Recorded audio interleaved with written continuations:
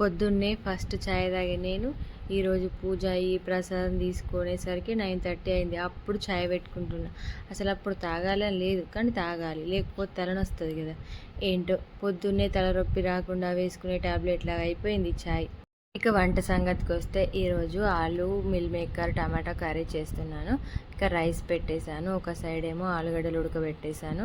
ఇక అవి రెండు ఉడికిన తర్వాత కర్రీ చేస్తున్నాను.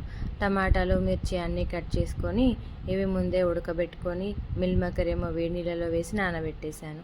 అయినా ఆలు సపరేట్గా టమాటో సపరేట్గా వండుకునే బదులు ఇలా అన్నీ మిక్స్ చేసి వండుకుంటే టేస్ట్ కూడా చాలా బాగుంటుంది. ఇంకా ఈరోజు పిల్లలు కూడా అంగన్వాడీకి వెళ్ళిపోయారు. అబ్బా, ఇల్లంతా ఎంత ప్రశాంతంగా ఉందో, ప్రశాంతంగా వంట చేసుకుంటున్నారు. లేకపోతే అరే వద్దురా కొట్టుకోకండిరా అంటూ ఇలా అరుచుకుంటూనే ఉండేదాన్ని రోజు. వంట అంతా అయిన తర్వాత ఈవినింగ్ కోసం కొన్ని శనగలు కొన్ని అలసంతలు అయితే నానబెట్టాను టిఫిన్ కోసం.